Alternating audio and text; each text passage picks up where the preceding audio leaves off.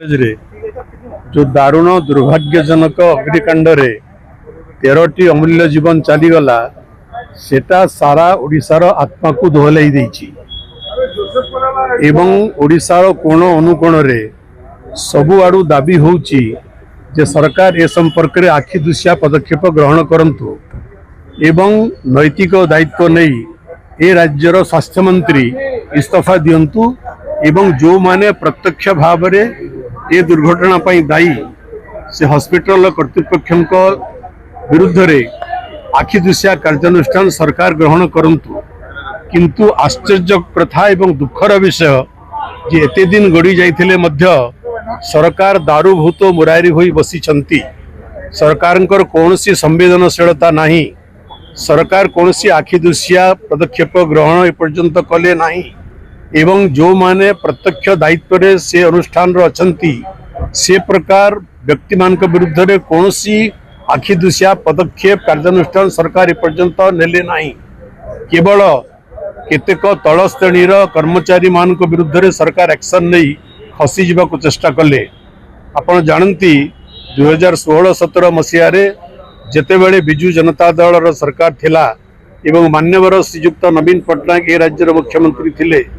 भुवनेश्वर एक घरोई डाक्तरखाना रे चिकित्सानुष्ठान रे एपरी दुर्घटना घटी थिला एवं नैतिक दायित्व नहीं मुख्यमंत्री निर्देश अनुसार तत्कालीन स्वास्थ्य मंत्री तुरंत निजर पदत्याग करथिले। केवल सेतिकी नुहे से हॉस्पिटल जे मुख्य थिले तांको पुलिस गिरफ्त करिथिला एवं 3 मास ऊर्ध्व काल से जेल भितर रही एवं जहाँ अन्यान्य आनुषंगिक प्रतिकार पदक्षेप नबा कथा से समय सरकार तुरंत नहीं थिले। किंतु आज एते बड़ गोटे घटना हो गला परे मध्य ना ए राज्यर मुख्यमंत्री कौन दायित्व नेले, ना ए राज्यर स्वास्थ्य मंत्री इस्तीफा देले, ना सरकार प्रत्यक्ष भाव में ए घटना दायी कौन उच्चपदस्थ कर्मचारी विरुद्ध रे कौन आखि दृश्य कार्यानुष्ठान ग्रहण कले।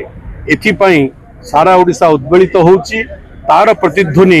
गत 15 दिन है ओडिशार विधानसभा आपण मान शुणुचंती एवं ए दाबी को लेकर विधानसभा अचल होइछि किंतु सरकार बधिर मुक भाव में बसिछंती कौन कार्यानुष्ठान कले नहीं। तेणु आज बाध्य होई आमे राज्यर शासन रे जे मुख्य महामहिम राज्यपाल निकट को फेरा देवा आसीथिलु एवं महामहिम राज्यपाल को आमे 6 दफा सम्मिलित एक दाबी पत्र देइछु जो थरे अछि जे राज्यर स्वास्थ्य मंत्री नैतिक दायित्व ने इस्तीफा दियंतु एवं संपृक्त कर्मचारी विरुद्ध रे आखि दृश्य कार्यानुष्ठान ग्रहण करा जाऊ। मृत्युवरण करिथवा रोगी मान को 1 कोटी टंका पर्यंत आर्थिक सहायता दिया जाऊ एवं अन्य आनुषंगिक दाबी आमे महामहिम राज्यपाल को 3 दलर प्रतिनिधि आसी मान्यवर विधायक माने आसी ए संपर्क रे अवगत करइछु, स्वागतपत्र देइछु। आमे आशा करूछु जे मान्यवर राज्यपाल तुरंत ए संपर्क रे कौन कार्यानुष्ठान ग्रहण करेंगे और निज निष्पत्ति जणैबे।